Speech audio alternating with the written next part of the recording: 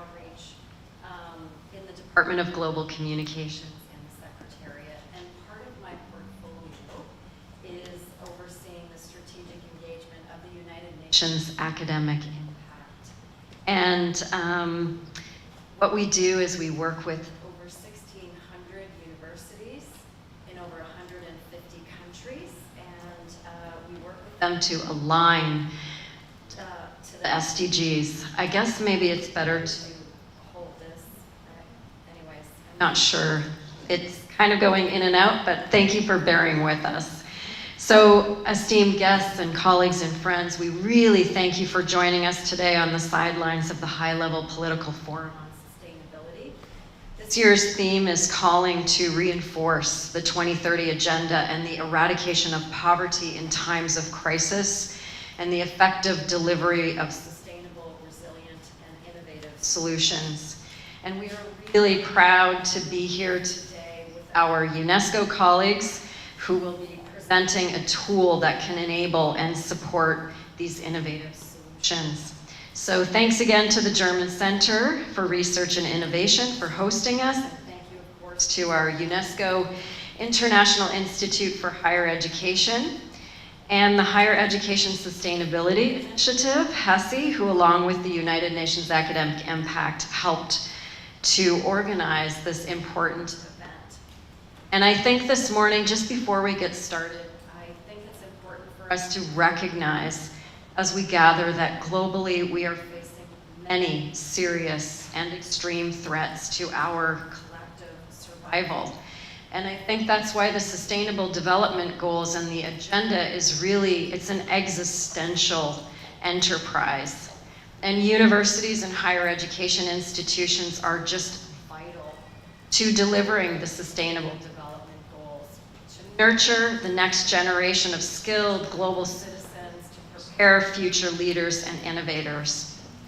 So without any further ado, let me pass the floor to our very good colleague. I'd like to introduce Dr. Victoria Galan, the Chief of Research and Analysis of the UNESCO International Institute for Higher Education.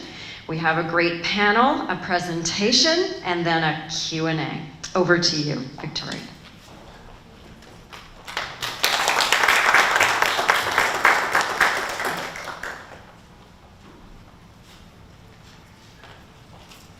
Thank you very much, Yashri, and good morning, everyone. Good morning, everyone who is here in New York with us, and good maybe afternoon or evening to those that are watching us from other parts of the world. So, first of all, I'm Dr. Victoria Galan-Muros. I'm the Chief of Research and Analysis at the UNESCO International Institute for Higher Education. And first of all, thank you to German Center for Research and Innovation for hosting us here today. Thanks to our partner, and thanks to our esteemed panelists that are about to come here. So let me just start. With a very, very blunt question. And the very blunt question is, why do we even hear? Why do we even care about this? Will you allow me? I'm going to change microphones. It seems this is not working great. Bear with me for a sec.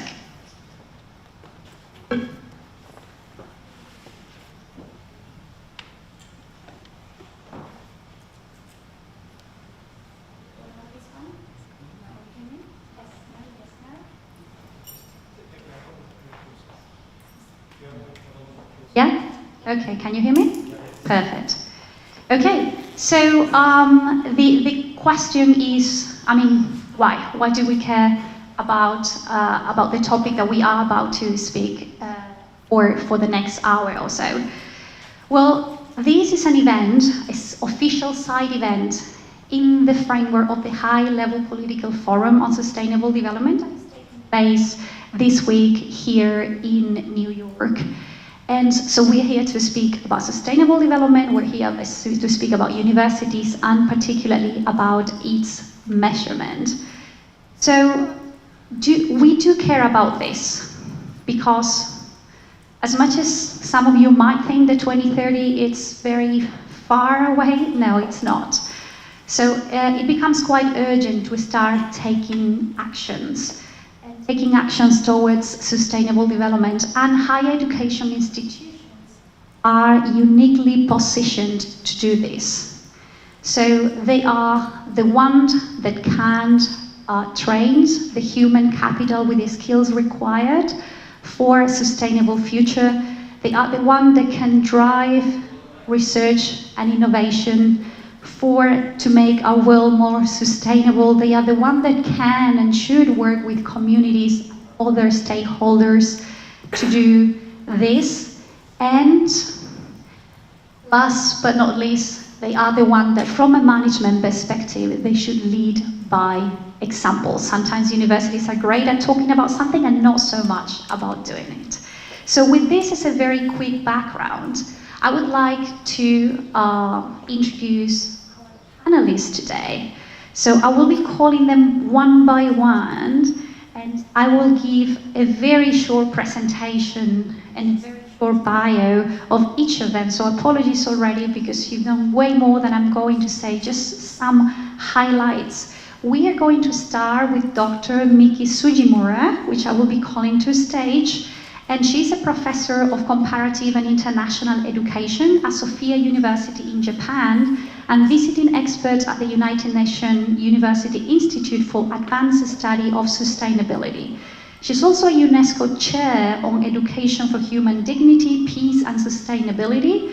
She's tasked with revisiting UNESCO 1974 recommendation and promoting knowledge sharing for education for sustainable development. Dr. Sugimura is also Vice Chair of Prosper.net, which is an alliance of Asia-Pacific universities integrating sustainable development into the curricula. Please come up. Thank you. Then I would like to introduce to Xiaomeng Shen. She serves as the United Nations University Vice Rector in Europe, driving collaboration among UN entities, the European Commission and academic and research institutions for policy development. She's also the director of the United Nations University Institute for Environment and Human Security. Dr. Shen has research expertise in topic of social vulnerability, environmentally induced migration and water-related disasters and risk. Welcome, Dr. Shen. Now I'd like to introduce to Dr. Arturo Condo. He is the president of Earth University in Costa Rica, an innovative institution that equips young leaders for advancing sustainable development. He spearheaded the establishment of Earth Futures, a global center focused on rural transformation and food systems innovation, and also launched Earth Ventures, an initiative to launch purpose-driven businesses that supports the university long-term sustainability goal. He's an Imagine leader, a global leadership community for improving global systems such as the food and agriculture value chain. Welcome, Dr. Kondo. And last but not least, we have with us Ayman Al-Barakati. He is the director of CIFAL Saudi Arabia and the UNITAR, which promotes training opportunities for economic development, social inclusion, and environmental sustainability. He's also a professor of computer and information sciences at Al-Mahmad University, where he chairs the computer engineering department and has expertise in engineering management, graph theory, and artificial intelligence. Welcome.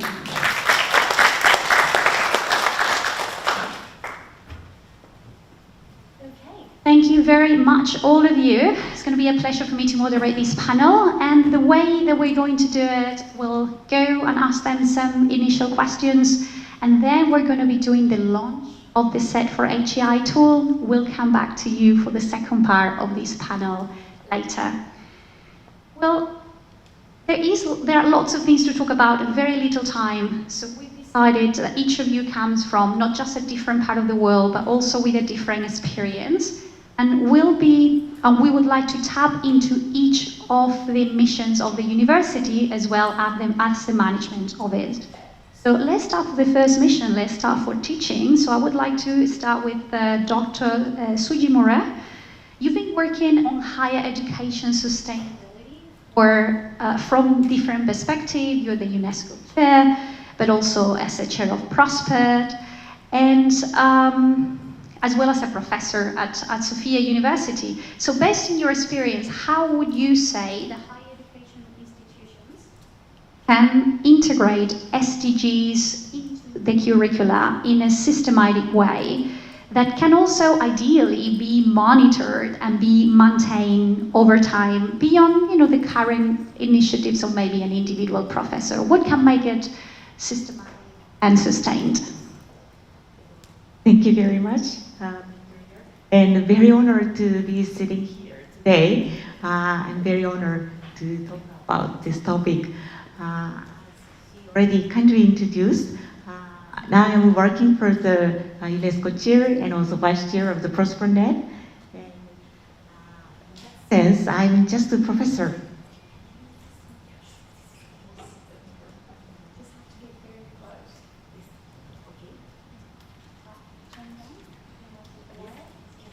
Hear me? Okay. Yeah, thank you very much. Actually, today I just introduce two examples when we think about the education and research in the university focusing on this topic. The first one is ProsperNet. Today I came from Japan, and now in the Asia Pacific region, we have already organized one ProsperNet. The university, the graduate program network focusing on the sustainability studies, is managed by the United Nations Universities Institute of Advanced Study of Sustainability. Today's director is Professor Yamaguchi, is also here. And 55 Asia Pacific region universities graduate program now gathering together for this ProsperNet. We are now focusing on some education program for especially the graduate studies, but not only graduate studies, research, and also some topics we just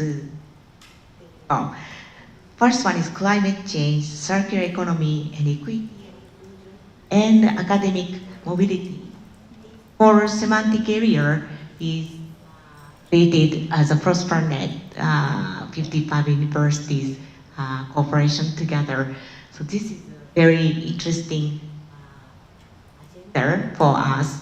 And another topic is SDG University Platform. This is also managed by the United Nations University Institute of Advanced Studies Sustainability and all the Japanese universities.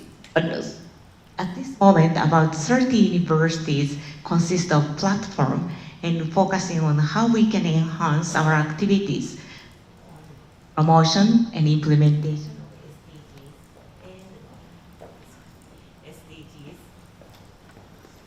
Or trying you to get quite close. Yes, SDGs and ESD, Education for Sustainable Development, because ESD, Education for Sustainable Development, is a core of SDGs Goal 4.7, the target 4.7 mentioned importance in global citizenship education and also ESD development. So now I just introduced the two activities at the first round for this presentation. So thank you very much. Excellent. Thanks very much, Dr. Sujimura. It really, I would like to highlight the collaborative nature of the activities that you've mentioned. So you are working together with other universities for this. We're trying here, trying different, yeah, okay. And with curriculum, it's always interesting. The interest is always there. We want curriculum that is more aware of the SDGs, in which SDGs are integrated. But really, when we look closer, there are very few universities that are actually fully doing it.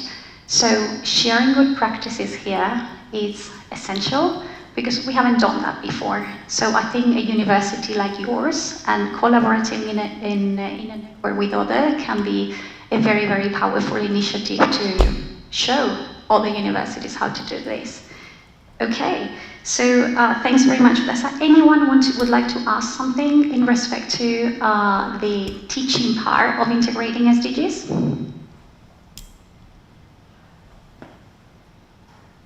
Okay, perfect. So then we tap into the first mission. We are going to go to the second mission now. So we are going to talk about research, and we're going to do that with Dr. Shen here. So being a vice rector of UN University in Europe, but also leading a research center, you're very aware of the incredible potential of universities, but also the importance of having a better understanding and the potential to really be solving the most pressing problems right now.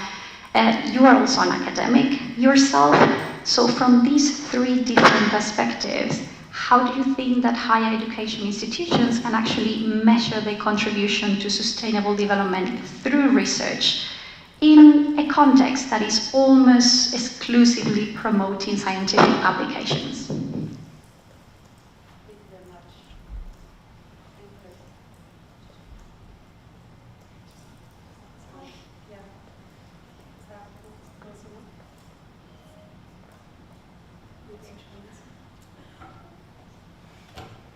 Hello? Oh, okay, great. Thank you so much for having me here, and good morning to the audience here, and also, I don't know, good day, evening to the audience online.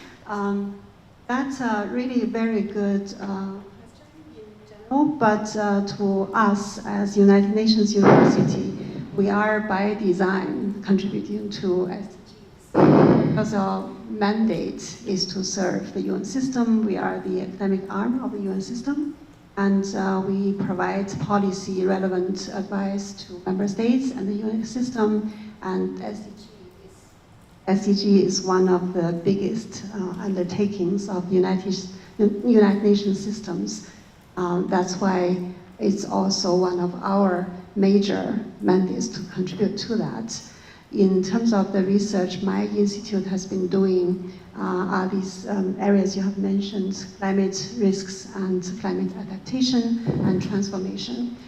Risk is an integral part of SDGs, how to manage risks and how to reduce risks. If you think about zero poverty, the SDG goal 1, if you are facing so many natural disasters, well, we don't call it natural disasters, always a man-made disaster. So natural hazards caused disasters, then you need to manage them in an appropriate way. Otherwise, you would not be able to reach zero hunger and no poverty, all those goals. It's also coined in many international documents, including the UN documents, such as Sendai Framework for Disaster Reduction. It has indicated a close link between risk reduction and SDGs achievement. And also in the document, The Future We Want. So risk reduction, risk research is an integral part of contributing to SDGs achievements. And climate adaptation, as you know, we are at the point that we have to adapt to climate change. So that's where we also contribute to enable vulnerable communities in the world to adapt to climate change. And that certainly contributes to no poverty and no hunger. And we always have a gender dimension in all our research projects. So gender equality is one of the major considerations in all our projects. I can give you an example. We do research on human mobility in the context of climate change. We examine how women could be disadvantaged due to male migrating away from their villages, but how women could also be empowered because they could take the place of the male who used to, before their migrations, then they would do the jobs the females would never have access to. But after they have migrated to cities to make money, and the female were left behind. On the one hand, they have the double burden, but on the other hand, they can also be empowered. So that's the dimension of gender equality we examine in our research project. And transformation is a more fundamental change of societies which could have exponential increase of achieving SDG goals. For instance, we look at 5 urban labs in Latin America and see how informal settlements could transform towards carbon zero without repeating lessons learned in mega cities. That contributes largely to climate action SDG goal 13. So all of these directly contribute to SDG. And we also have an education program. It's a joint master's program. It's called Geography of Environmental Risks and Human Security. So that is also a program which is strictly linked to SDGs. How to measure? I believe you will present how to measure according to a new framework, but we do also have our own framework to measure because all of research has policy impact and create impact in different policy spaces. We could influence national policy, local policy, but also feed into UN policy processes. So that's one space. We measure how we can create impact in that kind of space, but we also enable change on the grounds in local communities. That's yet another way to measure impact. So these are the indicators ingrained in our measurements already in our institute. Stop here. Yeah, excellent, Dr. Shen. That's a great example of multidisciplinarity, multidisciplinary center that taps and impact different SDGs. So probably the first thing we need to do here, know that complex problems usually require complex solutions, and complex solutions are usually multidisciplinary. So the concept of universities and silos and faculties and departments, we need to start thinking a bit differently about that and creating, and I am very glad that we can see this more and more often, multidisciplinary center within higher education institutions that actually bring different expertise and address one or potentially several of the SDGs. I love the gender transversal approach that you have for all your research. That is something that no matter what you're doing research in can and should always be there. And I also love the fact that you were talking about impact and you were saying impact to policies, impact to communities, impact. And that links perfectly with our third mission. So it's not just about the publication, it is just about the impact that you have in the communities. And sometimes this is brought in very much into the engagement or third mission of universities.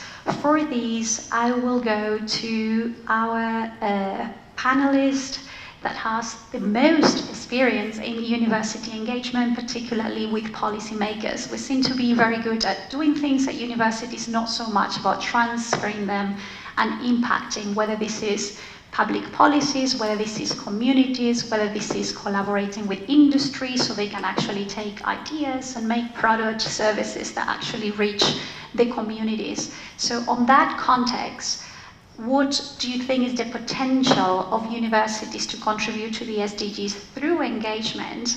And if measuring teaching and research was difficult, how could we measure that? Good morning. Good morning, everyone.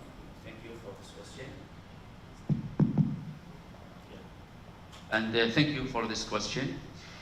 We believe the success of any higher educational institutions depends on how efficiently collaborating with the different stakeholders, governments, and components of the ecosystem of sustainable development. Actually, also we believe that there is 5 pillars. It's very important to look into those 5 pillars. First, we need to look into how we are strongly establishing the formal partnership. The formal partnerships, this is one of the most effective strategies. It's forming the formal partnership with the government, with the industry, and this partnership is to help to facilitate the dialogue between academia and between also the other stakeholders, including the governments, including also the industry leaders. The second pillar is creating knowledge exchange platform, and this is very important. We believe those platforms will bring together all the leaders from different components, from academia, from industry, from the non-profit organizations, with the academics in the higher educational institutions, to discuss the current challenge and explore the collaborative solutions. One of the platforms that we had in Majma University, that we organized the international conference of the role of universities within SDGs. And we made sure that we bring together the people from the government sector, people also from the industry, from non-profit, from the international organizations, and then we make it an open space for everyone to come and to discuss and to see what potential collaboration we can do together in sake for coming better solutions. Also, it's a monitoring and evaluation framework is very important. This is how do we measure the success of the knowledge transfer. It's very important to implement robust monitoring and evaluation framework. So we are in CVAD. We usually do an assessment and survey to ensure that there was productive outputs and outcomes from those framework, and that will give us what are the best learned lessons, so we could also improve ourselves in the next time. Building capacity and expertise is very important, because building the capacity and expertise, both the academics in the universities and higher education institutions, and also to build and act experts outside of those HEI. And there is one example that we are doing in the university in Majma. We start having one training to build experts in SDGs application. And we start having an ambassadors from the faculty members. So now those faculty members who are now becoming experts in SDGs applications, now they are qualified to become an ambassadors for the university, to go outside and to meet with industry, meet also with non-profit organization, and try to deliver that knowledge. Also, we had a lot of activities and a lot of collaboration with different components from the ecosystems, that how we can train their employee so they become more aware of the SDGs and how they could work on their work by leveraging their skills in a way that they could also achieve some of these SDGs that align with their goals. I will stop right now. Excellent, thanks very much for sharing. I love the openness of your university, and sometimes it takes humility to say, okay, we're a university, but we can still be better collaborating with others. So the days of the ivory tower are definitely over, and I love to see how you are open to collaborate with other stakeholders, but also how you're doing capacity building internally. We cannot assume that everyone is aware, that everyone is committed, that everyone knows how to operate on this. So it's excellent that you are also building capacity internally in order to be able to do this. Thanks very much for sharing. We've gone through university missions, but at the beginning I said that it was very important as well that universities could lead us, by example, just as not just, walking the talk. So in order to be able to go a bit deeper into that, we have here Dr. Kondo, President of Earth University in Costa Rica. Really interesting initiative. If you haven't checked, please do so. And to talk about the management aspect of the university. And just recently, you've decided first to focus on agricultural science with an emphasis on sustainability and social responsibility. Your university is also part of a national network for sustainable educational institutions. And from a university perspective, what would you say that are the lessons that the university has learned, having implemented also a strategy that has the SDGs and measure them all across. Would like to hear about what you've done within your university related with the SDGs from an institutional, organizational management perspective, and what could other universities learn from that experience? Thank you.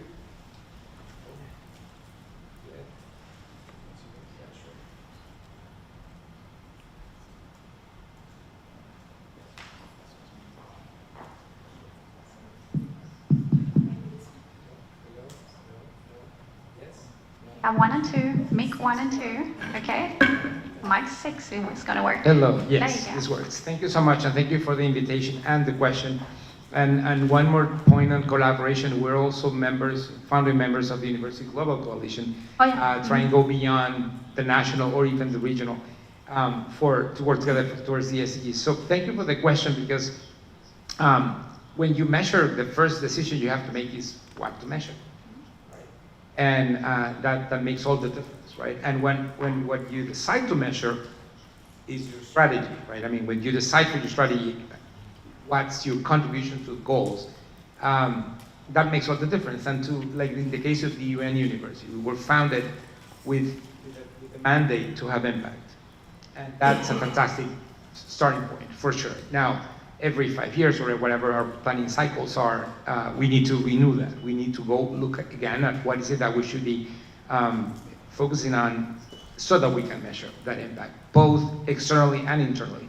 In the case of our purpose, I mean, obviously it is our graduates' impact, what counts. And I think there's a temptation there. It's easier to measure graduation rates, efficient achievement, grades, but that's not impact. Impact is what our graduates go and do in the world, right? The first role of universities. That's harder to measure, but we need to figure it out. And of course, the research universities do, and we all do, and refinement we do, and working with partners to measure and to understand what matters is key. But we need to keep refining it, but we need to do it. So that's number one. At the core of our purpose, at the core of our strategy, is the impact of our graduates that we measure, and we measure in economic terms, social terms, environmental terms, and it's a key part of. I think it should be a key part of everyone's. We need to kind of flip upside down what many times has been the practice around SDGs, which is we take the 17 SDGs, we list what we do, and we say we have great impact. That's important, for sure.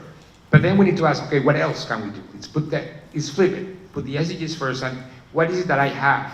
What assets, what knowledge, what research capacities, what connections to industry, to government, to local communities, and decide that, and that should be part of our strategy. The other is, as you said, management, the internal management of the organizations, and we should be examples. And let me say that we should be examples first and foremost, actually, to our students. At Earth University, we don't have courses on sustainability, for instance. Well, I mean, yes, we do, but they cut across everything. Every course is about sustainability. They ask, oh, what about recycling? Do you have a course on recycling? No. But our students live on campus, and we process 100% of our residues. And yes, a small percentage, less than 10%, actually goes to landfills, but it's reused, and so there's no course. They lived it 24/7 for 4 years, and they are transformed. They change, and so it's not only a good example. I think it is a process through which we humans change. We will never learn how to swim by taking a class on swimming and taking a test on swimming. The only way on learning how to swim is with these instructions, and then get into the pool and swim and swim and swim. And the person who has run for 10,000 hours is a better swimmer than someone who hasn't. Same thing. Any practical skill, and that's the point. If our graduates are going to be those leaders. And I'll finish with this. I mean, our universities, we house and we are homes to a small part of the human population. We should aspire to more than having just technical graduates, professionals. Yes, they are professionals, yes. But they have to be the leaders of the future, for the future, right? I mean, this is the small percentage that are going to take charge of these big decisions going forward. So they need to be prepared to do that, not only write a great code or even perform great surgeries. It has to be about health. It has to be about the future of our human organization. So I'll stop there, but again, it's what we measure that matters. And deciding what to measure, and then of course measuring it is, I think. Excellent, Dr. Kondo. I think you're an example of someone that is actually walking the talk, someone that is embedding sustainability and sustainable development into your organizations at all levels. And not just, as you say, by teaching it, but also they live it, they practice it. So that's what creates culture. And that is what for sure is going to create these holistic graduates that are going to be great doctors, but are going to have very much an awareness for the human issues, is going to have an awareness for environmental issues. And they can also, or they can only do that if they are actually fully embedded in that environment. So with that, we've reviewed all the 3 university missions plus the management, and you have an idea on how broad this topic is, from how many perspectives it can and should be implemented. And because the topic is very important, but also somehow complex and has so many different angles to it, this is what prompted us to create what we created. I'm going to take a few minutes, and I'm actually going to go there in order to present.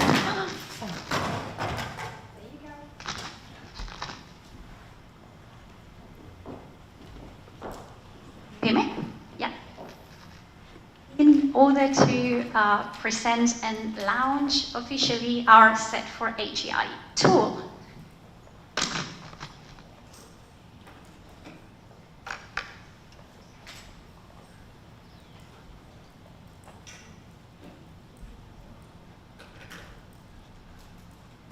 Again, today's definitely not the day of technology as we can see.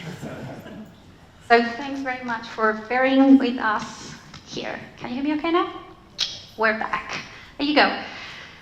So it's been a long process. It's been over a year now that we started this. And why? The why is this urgency to progress towards the SDGs, the huge potential that we've already spoken that the higher education institutions have for this.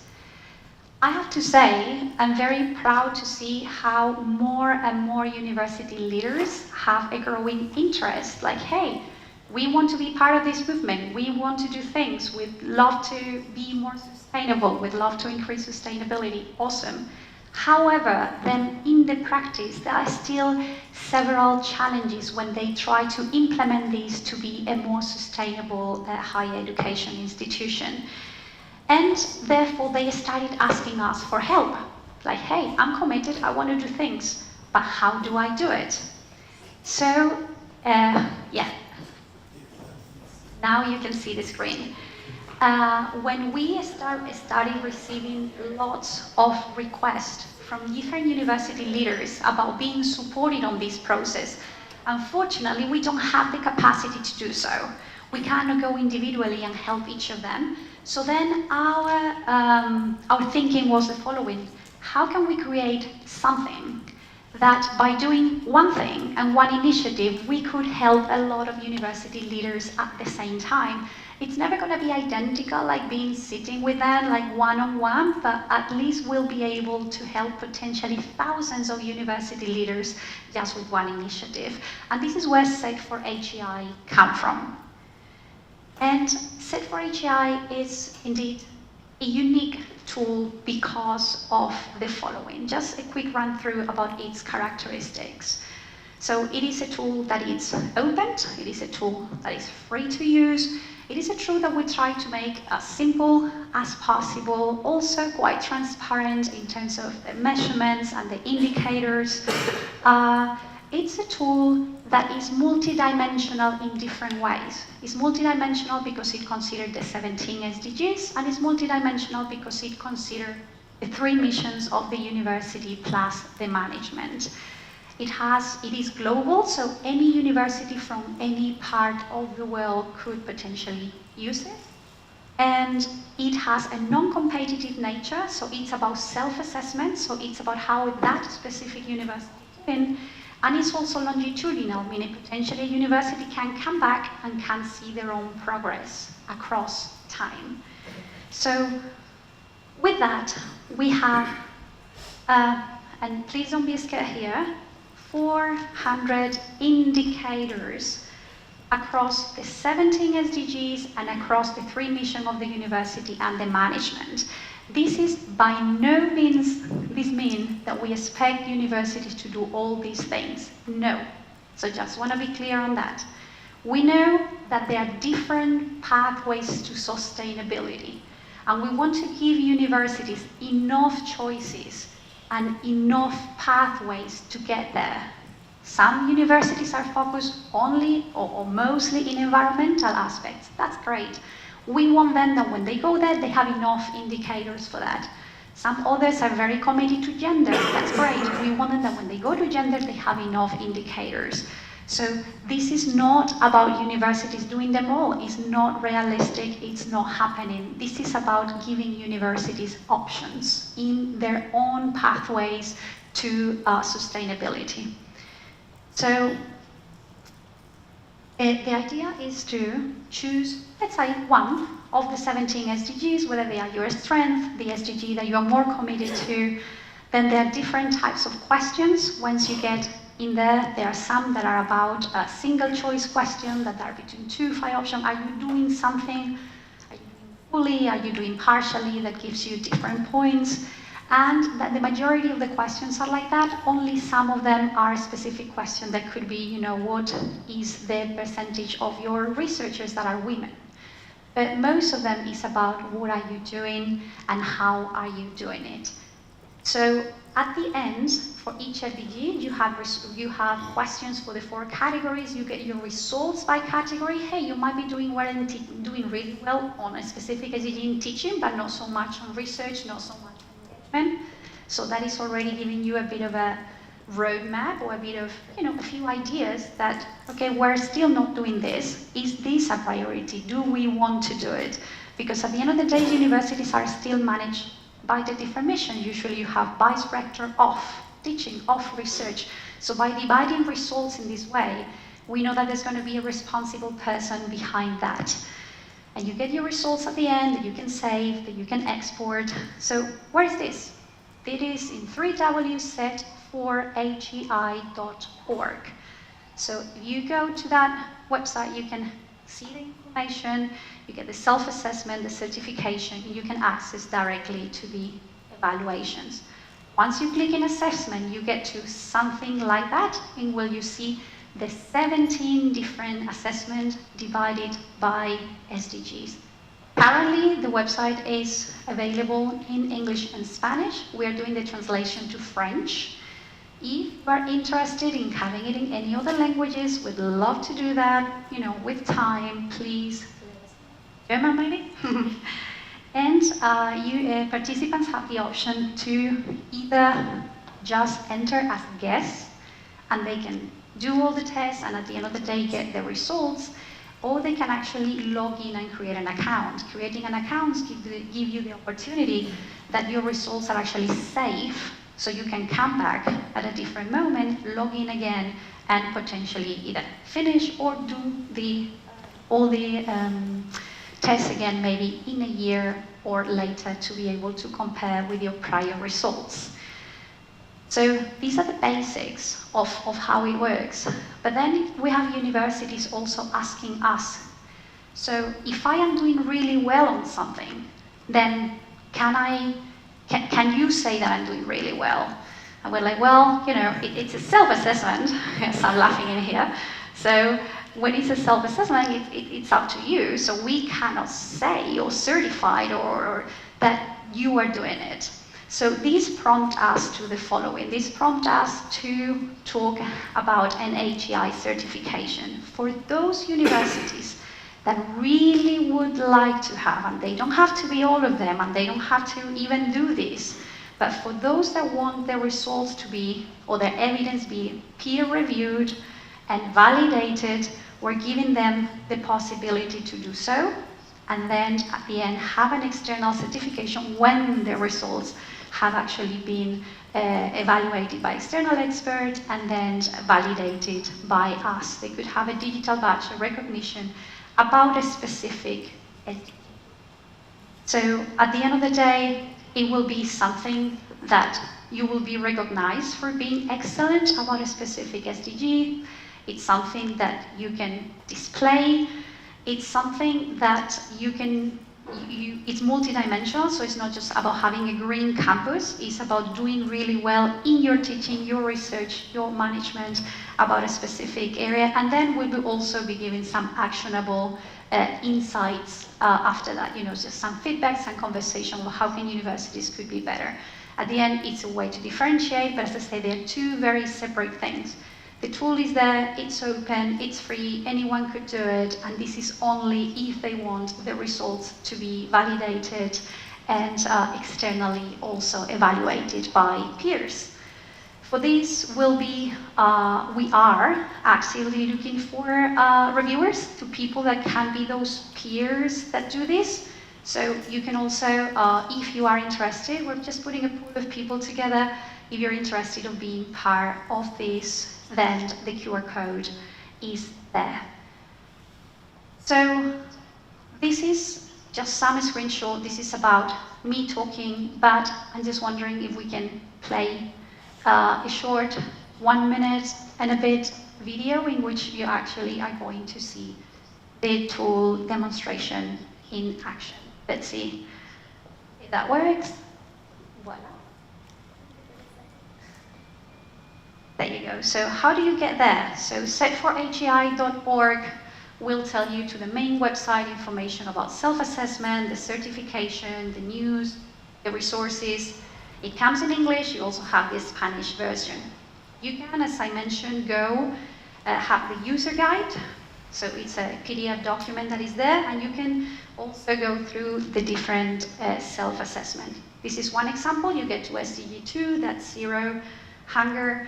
And there you can also go and see and register, as I mentioned before. You go to register users, so you can actually come back, you put your name, and it's one option. I say you can also do it without registration. For each of the SDGs, this is the example of SDG 5, you can find more information about each of the indicators to better understand how were they created and what they mean. You can go forward, you can go backwards, and you can save your results. We also have the possibility for you to put some comments, some field to put some comments just for yourself. And for each of them, as I mentioned, we have teaching and learning, research, engagement, and management. So each of the SDG has like 4 different pages in which you can find the 4 different areas that we just talked about. So you finish, you view your results, and you see them by category. The percentage that you get by category gives you some results by area, but also at the end some recommendations depending on where you are. If you're interested in the certification, there is a certification guide that is in there for you to check all the information. There is an application form in case you want more information and you are an individual university. There is another one if you're talking on behalf of a university group. And there is also the part for the reviewers that we talked about. So that is a bit of a navigation that gives you an idea of the different things you can do. So for this, as much as we try to do it pretty intuitive and pretty simple, there is a user guide that is on the website and that helps you in a very practical, technical way to navigate the website. But this is only one of the many resources that we have around universities and SDGs. So on this, we also created at the end of last year some guidelines for the implementation of sustainability in higher education institutions. These are very practical 10 stages that different university leaders can follow. They are general enough, so they are applicable for everyone, but also specific enough that if you follow them and adapt to your university, you will be able to make this process smoother. You have the different 10 stages there. The document is online. And also we're putting together a series of SDG briefs. So each of them tapping into a specific aspect of the contribution of universities to an SDG, or even a part of an SDGs. We're checking working condition in higher education institutions for SDGs 8. We're doing academia-industry collaboration for SDG 17s. We're doing also career guidance, something on green campus, something on community engagement, student participation in governance. These are just some of the examples. You can also find some of the documents that are all not finished yet in there, and they will hopefully will become a long series that if you have expertise in any of this topic and you want to co-author something, please let us know. We'll be happy to do so. So I know this is a lot of information, but I don't want to make this any longer. I would like us to invite you to try, to explore, to let us know what you think, and hopefully to help you navigate this very important but sometimes complex world of the university and the transition to sustainable development and the contribution to this topic. And as I mentioned before, this panel has 2 parts. I would love to have the panelists back into the stage just to ask the final round of questions, and then we'll open to audience. So we'll be with you in a second.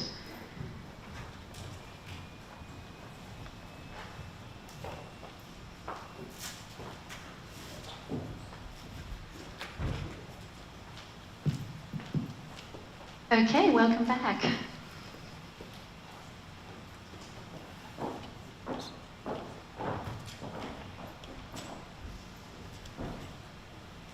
So as opposed to before, in which I was addressing each of you individually with a question more related to your expertise, I would like to hear kind of quickly, in a very quick and dynamic way, as much as the microphones allowed, and about the measurement specifically. So let me just ask you a very, very quick question.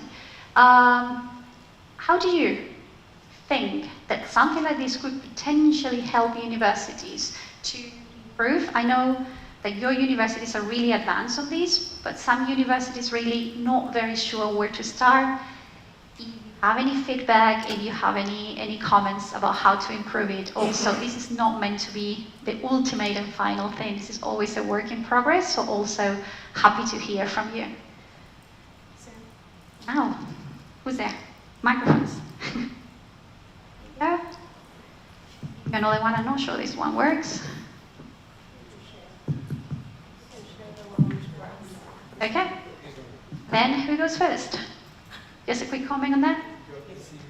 Okay, Mickey, there you go. Thank you very much. This is good. Thank you very much. Finally, it's easy for me to speak out. Yeah. First of all, thank you, Victoria. The wonderful, the great efforts to implement SET4HEI. Very interested in these indicators. Yeah, actually, as I already told you about the 2 examples of our partnership, how we can enhance our education and research based on the Asia-Pacific region. I was involved in one of the working group focusing on the accountability and self-evaluation through the SDG university platform among the Japanese universities.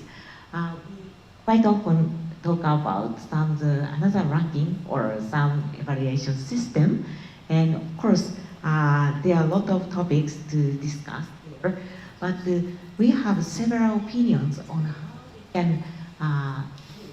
how we can talk about the significance of the kind of evaluation, because once we start to self-evaluate it, each university, each institute recognize what the good point of my university and what was the weak point of our universities.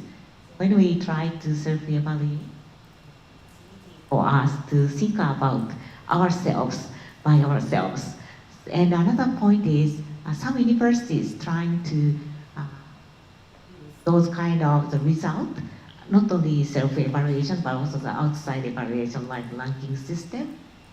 It's easier for them to more connection among the university faculty and staff members because when we evaluate, we must check all the findings of all the result of ourselves. But usually the university people don't know well about my university's activities or research or education activities, social engagement, but quite few people are just familiar with all of those things. So when we try to evaluate, a good opportunity for us to know about ourselves. So those points is very important. So in that sense, SET4HEI, one of the very good occasion for us to think about. And another panelist already mentioned it.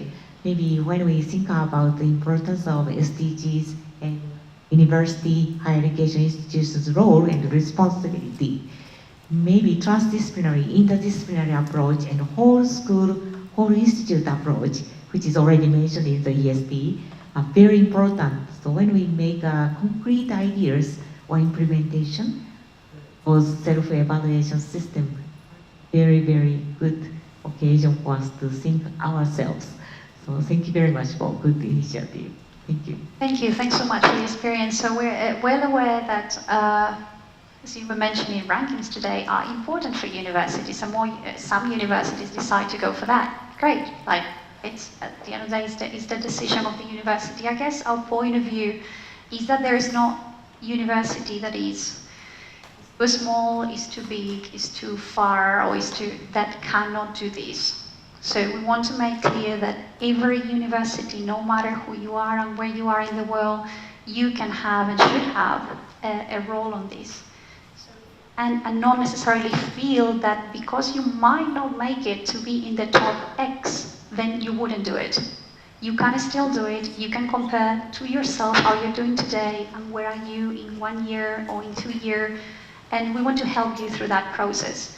That there are universities that believe that they are excellent worldwide and can also showcase that. Well, it's entirely up to the universities, but there are hundreds of thousands of universities in the world, and we actually want to be there to potentially support the ones that, for some reason, might believe that they today might not be at the top or being reintegrated, but they can still do a lot for their communities.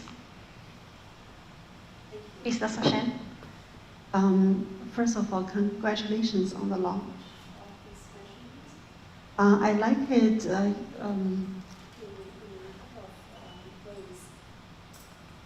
As it's still okay, good.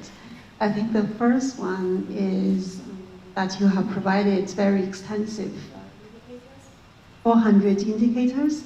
I think it can serve as a repository for universities to choose and pick which one they want to use, and serve also as a source of inspiration. There might be indicators we haven't thought about ourselves. We can look at it and see, okay, which one borrow and adopt in addition to the existing ones we already have. And I also like the approach that you have a two-step approach. You can do self-assessment, but you could also potentially pursue a certificate if you want to. I think that's really good. The third thing I like about it is the nature of non-competitiveness. Because if you think about SDG spirit is leaving no one behind, and competition by design will leave people behind. So I really love the spirit of this non-competitiveness and to just assess how you yourself stand in this whole scheme of things. Thank you for those thoughts. And definitely the way to use this could be as diverse as universities. I heard the other day that a university was creating a sustainability strategy for their universities, and they were using this. You know, as you said, let's see what's possible, let's see what's out there, and let's start having conversations. So it was not at that moment about measuring them. It was in that moment about where do we want to be, what do we want to do. So at the end of the day, you can also see it as like 400 ideas of things that you could potentially do. We don't expect you to do, but you know they're there. So choose your pathway, choose your way. We're just giving you, throwing at you lots of different ideas just for inspiration. Dr. Kondo. Thank you, and congratulations again, not only for the presentation, but hard work behind all this. I think we need these efforts, and this is not the first, but we need something more standardized. So this is, I hope it begins to, kind of not absorb, but hopefully align, because there are many different measurements out there, and it's great if we can start having the same. Obviously, coming from the UN would be a perfect reference. I like very much that it gives you those gaps you're talking about. So that for planning purposes, it helps you see you could be doing this, it's your choice, but you could be doing this, you could be doing that, and others can be doing, learning about others can be doing is also interesting. In practical terms, it seems to me, I don't love rankings, but they're part of life. But accreditation could be an interesting process, because if accreditation organizations around the world were to start asking, fill this, right? It would be an interesting exercise just to, to push universities to consider these issues. And so, just in practical terms, a partnership with accreditation institutions would be more than rankings, right? Because that's, I think universities are like people. There's no one perfect people for everyone. There's one perfect people for each one. Hopefully. So that's just in practical terms. I would encourage, I think if anyone gets into that at 400 variables, I assume they're going to save their work. I would assume it, but I would encourage it, because having aggregate data from this would be very useful. By region, for instance, or by topic, or by SDG. And so this has that huge potential. I think we need to push more universities to do what we all here do. We're preaching to the choir here. We're not preaching, actually. We're sharing among those who are on the same page and those who are on the same fight or cause. But we need to bring others to the cause and others to the movement. So I think having that aggregate data would be very useful, and also would highlight some messages, because around SDGs and around the global agenda, I find that most effort and most attention has been paid to the research potential of universities. And that is, of course, powerful. That's where many things can change things to that. But we are housing, I don't know if you're aware of the number, but there are 250 million university students right now in the world. That's a small army. Well, that's small, sorry, that's a huge army.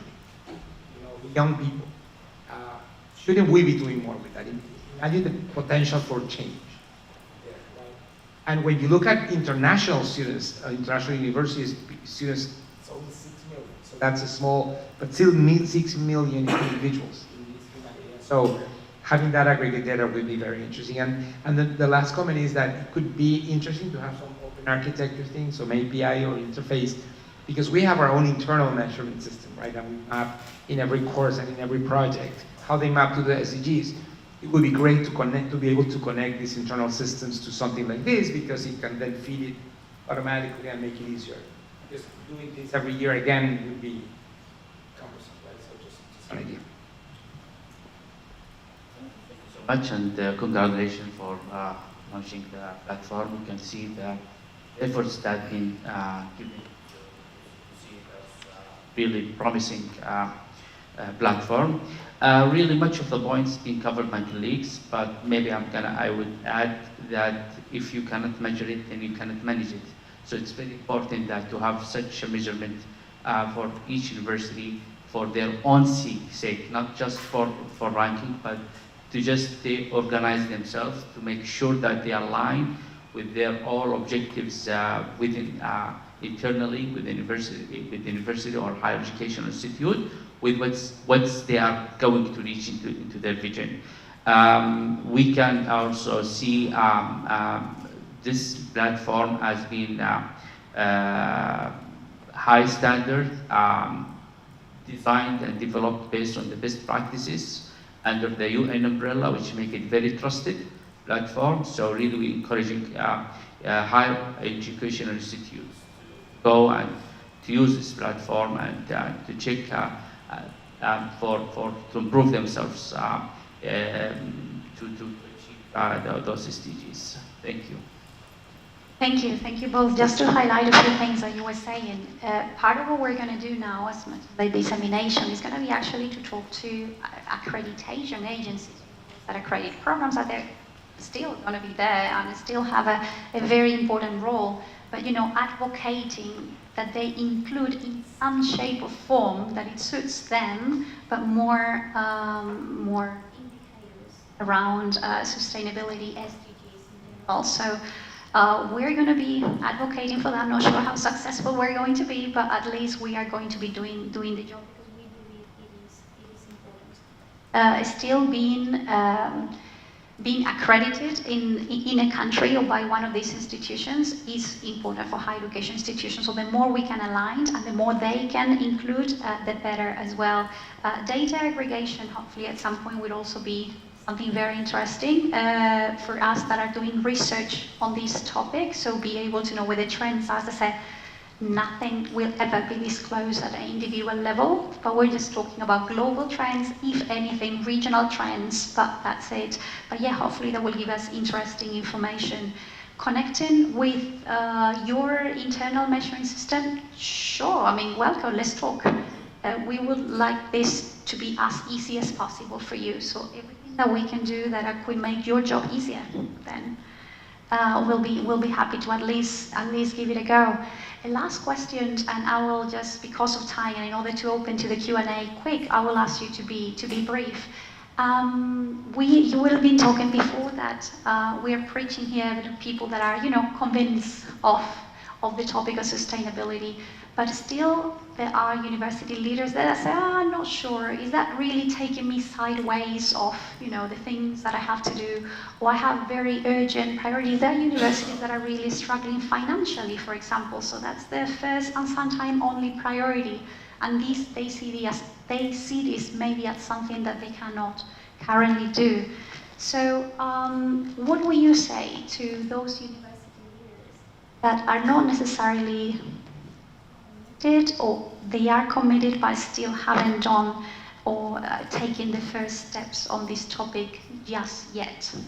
From your experience, what would be your advice?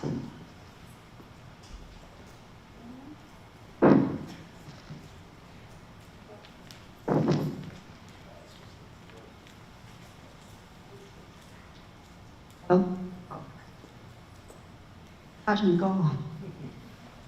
I think it is challenging to develop all universities as one goal, but I do think that once you have set good examples of universities, the others will just follow. We need to create a trend. According to network theory, you need to reach a threshold of 20 to 25% of buy-ins of people or universities in this case. Others will follow because you have already created a trend. And to create that to reach that kind of threshold, you need to be smart in reaching out to the networks, both loose networks, weak ties, also network with strong ties to create more redundancy. People repeat the messages. That's how advertisement works, for instance, right? So you need to repeat those messages. You have these people, like here, we are already converted. I think we could be the ambassadors to tell other people about it and raise awareness and not be tired repeating ourselves. And once we have reached that threshold, I think things will just happen automatically. This has been scientific study on it. So I'm very optimistic about it. I do love the optimism, and I do love the fact that you bring network theory to it. I mean, we're scientists, so why don't we think strategically and scientifically about this? Love it. Thank you.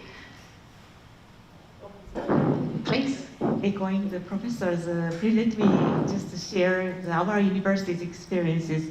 Our university is a private Jesuit Catholic university in Tokyo, and our mission is very close to the SDGs principles, which is human dignity, peace and sustainability, and shared values, and diversity, inclusion, equity. Those topics are very, very crucial point of our university mission. So that is a little easier for us to enhance this kind of activities, even if we have a lot of financial or personal issues. But another point is, if we can just be includes the many stakeholders in together, even though we have a very limited resources. For example, our university, when recently started a very unique system, we asked some students who can to be a volunteer to support the university's SDGs activities. This is quite interesting. Universities raise their hand and they can come to be a member of our staff, working together with the staff. Then they can just interact each other and they can create some good ideas. I think that must be very important but very simple process, how we can enhance the mind of SDG. First one. Another one is partnership, as Professor already mentioned it. As today introduced some ProsperNet or SDG University platform in Japan, if we can create academic platform where the people can share each institute, research centers, the shared values, and each institute have a limited resources, but if we can share each property or shared values, might be very, very interesting. And we can enhance the good activities more based on each institute. So we can learn each other. That might be more interesting, the equitable, inclusive, the environment when we promote the SDGs.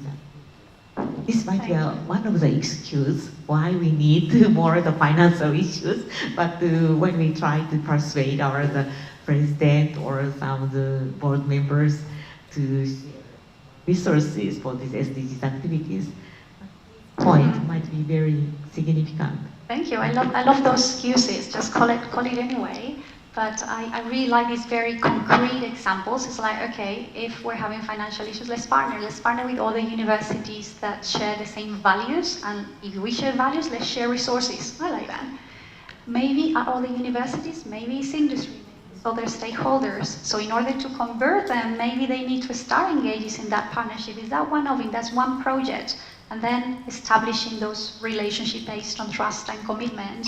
And then hopefully they will take you, to make them convert eventually. Thank you for the easy question at the end.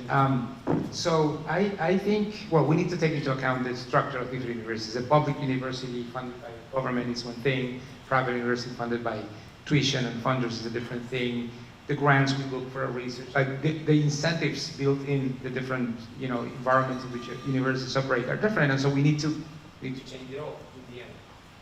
But I think, and I like Margaret made, quote, don't be surprised if a small group of determined individuals will change the world, because in fact in history that's the only thing that has. In the end it's about people. And we have the science, we have, the smartest people in the world in our faculties and in our administration, what we assume. I hope we can see it. We can go with history. Completely understand that we are in a crisis. It's not a one-year crisis, and it doesn't end on 2030. History won't end on 2030, and we will keep going, facing the challenges we'll keep facing, and the opportunities. I also see it as positive in the sense of what's coming, and so I think it's a personal choice, and I think we need to keep inviting. The University Global Coalition is focused on university top leaders. We need everyone, but without top leadership, it's hard to change the system. So I think it's a personal choice, and if an university president, vice chancellor, dean, whatever position, of course, we have top leaders in this panel. We see it obviously, but if that person can't see it, I think the system should also look for people who would see it. So I think we need to listen to the ones to be converted, to easily convert first, to create that critical mass, and I believe so. I love that combination of these allowing these bottom-up initiatives in place, but also the importance of the leader. Thank you for the question, and I agree also with my colleagues mentioned. Let me give an experience what's going on in Saudi Arabia. Now, in Saudi, we have the Saudi Vision 2030, and this has been led by the Crown Prince Mohammed bin Salman. And there is a national move for all the universities in Saudi Arabia, because most of the SDGs are being inside the Vision 2030. So there is a huge national move. There is that those universities on big responsibility that they have role in contributing in achieving this national Vision 2030. So it's a belief of the leadership. So the leadership, if there is need from the high top administration of the country, then things become going more faster. But also it's possible to go from bottom to top, but it's gonna be slow and somehow. But we believe those leadership should be involved, they should believe, because those are the ones who will be endorsing those type of movements. Well, thanks. Can I add one thing? Very If quickly, universities talk with, very quickly, think of young people too. If you talk to new generations, they are hungry for a cause, for a good cause. And so if we want to attract the best and the brightest for the future, that's a great ingredient for the future. Students do definitely care about this topic, probably even more than us. We are talking to a generation that care of where the coffee that they buy come from, of cotton of the t-shirt that they are buying come from.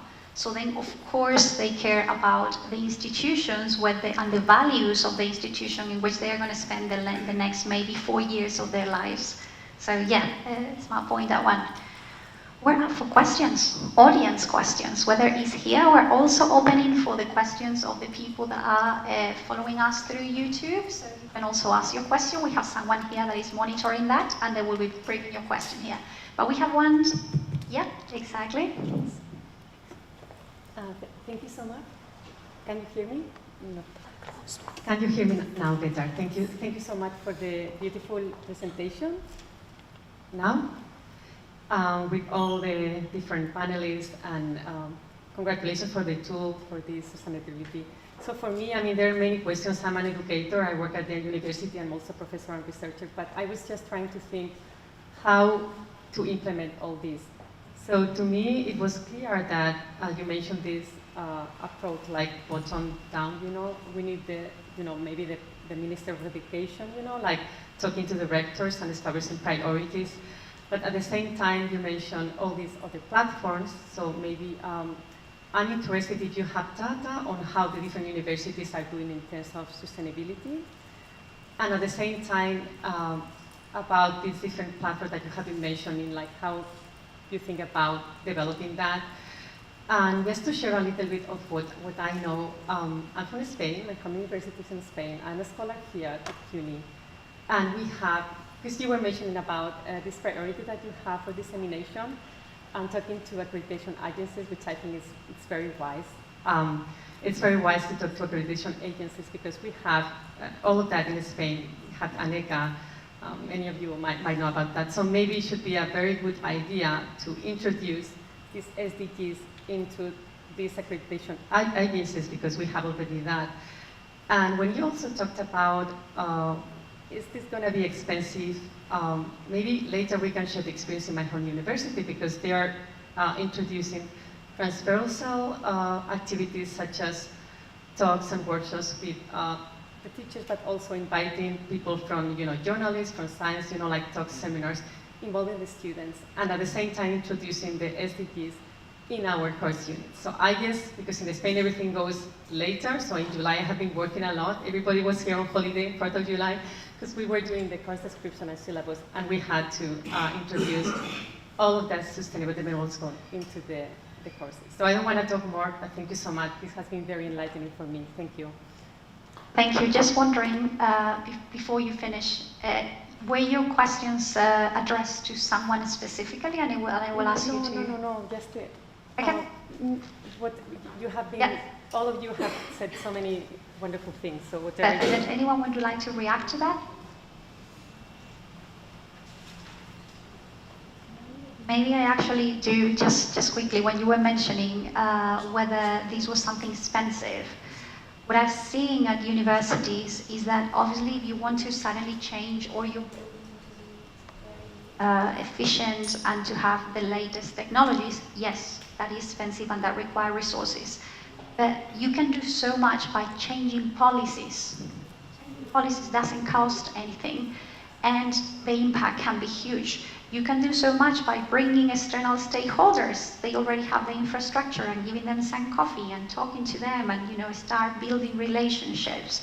So for all these things that can be done, yes, there is a minority of them that require maybe even substantial resources, but believe me, there are many of them for which it doesn't really matter the resources that your university have. You can still do a lot with either no or very few resources. I just like to highlight that. And if I can add in that line, if we look inside of our universities, and if we look at the time our faculty, our staff spend in committees and meetings, etc., I promise you will find tons of resources, because the biggest resource here is time. The 400 variables is not the variables themselves. It's actually figuring out what is that we're doing, looking at what we do, and kind of identifying, how they cross with the 17 SDGs, etc. And that takes time, but it's good time. And so I would look into, I'm a big advocate for efficiency, so that we can devote the resources. Thank you. And a lot of time, this efficiency comes from creativity. It seems that we have a few questions also online, so I've also seen some hands here. So Lily, you have some questions of someone online? Yeah, please bring them in. Thank you.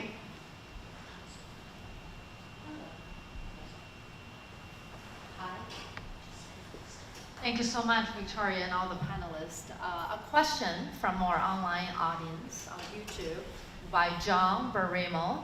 He said, excellent idea and tool appears very helpful. Only issue I see is SDG by SDG approach seems counter to 2030 agenda with holistic and integrated nature of the SDGs and targets. Do you examine interconnectedness? Thank you. Well, I guess that's not said, but it's addressed for me. So, yes. So there are different indicators, meaning actions that can actually tap into different SDGs in different ways. So that's why even when a single indicator is not repeated as such in the different SDGs, a different angle or a different aspect of it is actually in different SDGs. So yeah, we're very much aware of that interconnectivity of SDGs, and that's why we try as much as possible to do that. This brings me to something very important that I've actually forgotten before, and it's that 1 year process that we've done. There has been a lot of consultations with higher education leaders, with higher education and sustainability experts, with academics, with student representatives. And you'll have to be there for the discussions. Sometimes discussing one single indicator just takes us a long time. And exactly because of this, because some of them are very obvious and some of them could actually be into different SDGs, and how do we capture that? So it has been a long process with a lot of people involved, and we've tried at the end of the day to be as balanced as possible. Again, perfect?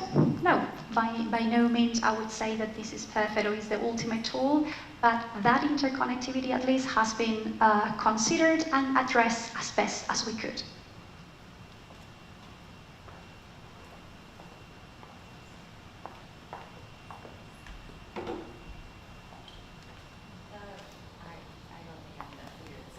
No, they need to hear you online, so just get closer. Okay, my question is for the panelists. Did your universities already have a version of this type of self-evaluation before this particular one was created?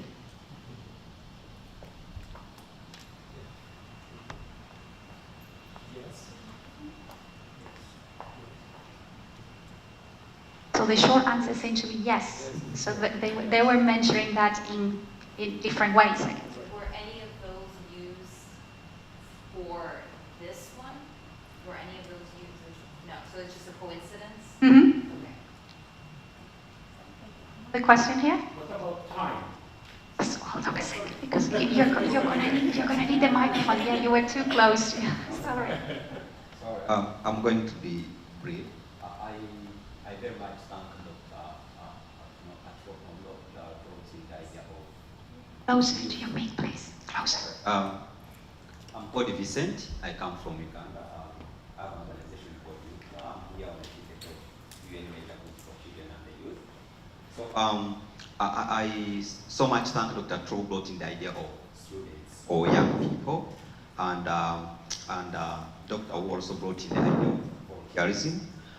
So I just wanted to add 4 ways I would think universities could involve young people, because young and children. So innovation space could give innovation space exclusively supported by the university, could give younger people, students in the university to start initiatives while they're still at school that are addressing any of the SDGs. This is a good opportunity. Then connecting to jobs. Some universities can make it a standalone program to connect their graduates to jobs, or even on internship program, which is a very important point for most of our younger students to get jobs. And then number 3, sustainability in terms of food, transport, housing, and school fees. These programs have to be thought about in terms of students. If you have school fees programs that enable students to be in the school, housing programs, food. Most students would want sustainable kind of food feeding, and they need these opportunities available within the school. And lastly is encourage SDGs focused research. Like when you look at medical schools, sometimes you find at the end of the program, students are doing research, but all of them, like for example, no one is talking about climate change and its nexus with health. So programs that specifically encourage young people to do research that is tailored to SDGs will be beneficial. Thank you so much. Excellent. Thanks very much for your contribution. We've been valuing a lot the voice of the students, and even when we are an institute for higher education, we do actually have a project that is specifically focused on youth, and it's on students, that is led by my colleague Lily here. And I mean, it would not make sense to do this without the students. I was a bit tense when you were speaking, because you were saying a lot of different things. Everything you've said, it is included in the tool. I was like, oh, maybe he's gonna say something that is not. And I'm sure there are things that are not. But all the things that you've mentioned, just rest assured that are already included in our tool, very important ones, all of them. And now, you will have, it's important that you have the microphone so people online can hear you. Thank you very much, everyone. Quick question. What about the time for assessment? What's the period we use for assessment? I mean, from your experience, we started with SDG 1. What would be a very reasonable time period for us to evaluate and then go with a good assessment from your experience? Thank you.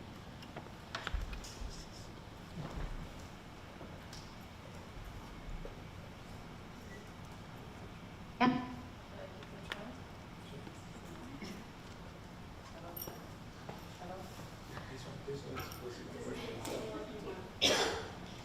I think at least you need, from my experience, because you need to establish baseline first year. Otherwise, you are comparing with what?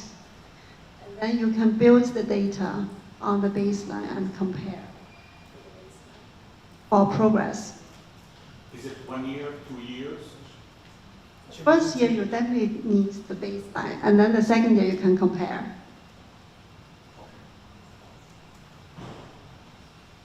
I think it also depends on product cycle, let me call it that.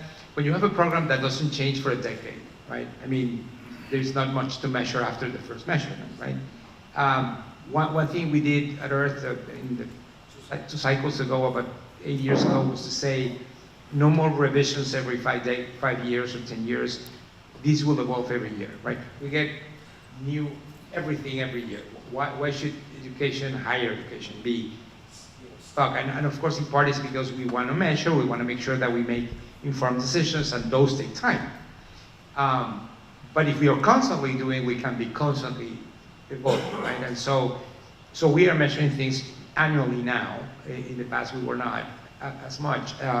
We have tools too, and so you can That's why I was asking, because if you have to fill this thing annually, it's just too much time. I mean, that's harder to imagine. But if what you can do is update the content of courses, the content of activities, the content of projects, the themes or issues of thesis or this and that you can update and you have a new picture every year. There are other updates that are harder. For instance, I mentioned how we do this service trying to evaluate the impact for graduates. That's harder, right? Just to estimate, the impact they have on jobs, the impact they have on sustainability in different forms, on policy in different forms. So that I cannot imagine that for us, I cannot imagine it can be annual right now. But it could be if our alumni were to be engaged and they tell us every time they change a job or every time they can update their own impact. That's what's not happening annually. That's what in our case cannot be. But it will be multi-annual, like every 2 to 4 years we run it again. But because it takes extra resources. So I think it depends on the product cycle of what is it that we'll mention. Super quick to add that from our perspective, there's no timing, meaning knowing that each university is different, they can get in whenever and take the time that they need and go back whenever is useful for them. We have a few, oh my God, we have like 4 hands here, but we are already on time, so we're gonna give time for a very last question before the closing. Then we will have more time to stay here, another 30 minutes for networking. You can continue asking questions to our panelists. But let's take the final question here. Thanks for being the last question. First of all, I'm Omar bin Sumaida, and I'm from Yemen, representing for Hadamard Foundation, which is one of the biggest foundations that's working in education in Yemen. My question is just about UNESCO launched a report that said we need $10 billion to achieve SDGs for those developing countries. So my question is about the tools that you have been presented. Is this tools will be effective in that area that is affected by conflict and wars? Is this tool, the whole indicators will work in that area, or because of this financial gap, the tool will not work in some area and will be working in other areas? Thanks. I assume that question is for me, and I am not 100% sure that I picked up. Could you repeat the last part of your question? You say either or. Would you mind repeating that? Yeah, I guess I meant, is that source because there's 400 indicators though. So is these indicators will be working in that area that's really affected by the wars and suffering from those things? Or the tools will be working in developed countries and will not working in developing countries? I'm afraid that I might not be able to give you an accurate answer to your questions, but the plans at the end, it's to be working everywhere, because at the end of the day, SDGs are global. So we need these educators to be based in and to be ambassadors in all countries. We can speak later about that, and I can tell you what's my knowledge of the initiative that you just put on the table, and I'd love to discuss further with you. But thanks so much for that. I know we have more questions on YouTube. There were hands that also stayed up here, so apologies for that. But we also want to be very conscious of time and be closing the events when we were supposed to close it. These are busy days, and maybe you also have all the commitments later. There's actually a forum on higher education as well that will be going on today from 3 to 6. I know many of you are already registered and will be attending, so hopefully I'll see you later. But I wouldn't like to close without really thanking our panelists for their generosity in sharing their experiences, their ideas, their knowledge. It's been truly inspiring, and I know such a big topic we still have, and probably need a lot of more time to keep going through these different things. But I'm not going to dare to even try to summarize all the things that have been said, but I have a few key words here. I have multidisciplinarity, collaboration, both internal but also external, and external with other universities and also quadruple helix. For transfer, highlighting the concept of partnerships, the concept of sharing resources, building capacity, institutionalizing sustainability within higher education institutions, hopefully including this as well into the normal accreditation of university programs and universities, the power of data aggregation. So we are actually talking based on evidence and based on data. I love the concept of ambassadors, and I love the concept of an army of students. You know, for a country that doesn't have an army, to talk about an army of students and to really tap into students to move these forward. The importance of top-down and bottom-up approaches, tap into the strength of your own university and your plan and your strategy. The movement towards sustainability and the transformation is going to look different for each university, and we encourage that. It is expensive, it doesn't have to be. There are lots of things that you can actually do without a lot of resources, and if resources is a problem, we encourage you to start there, because at the end of the day, it's about people and it's about being committed with the topic of sustainable development and the potential that universities have. So thank you to the four of you again, and I cannot close without thanking the German Center for Research and Innovation for really hosting us today here at the heart of Manhattan, right in front of the UN, in a day and in a week in which everyone wants to be here and everything is so demanded. To our partners, really thank you.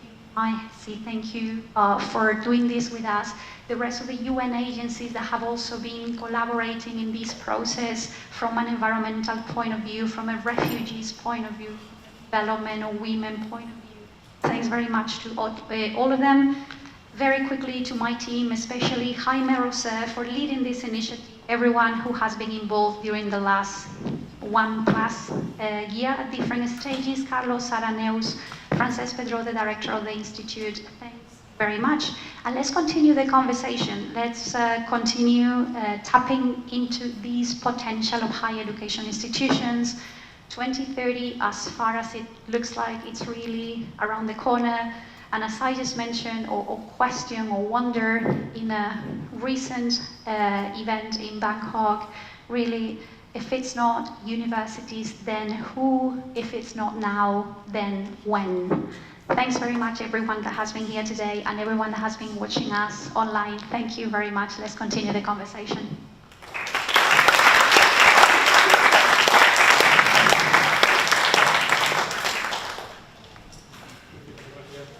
Yes.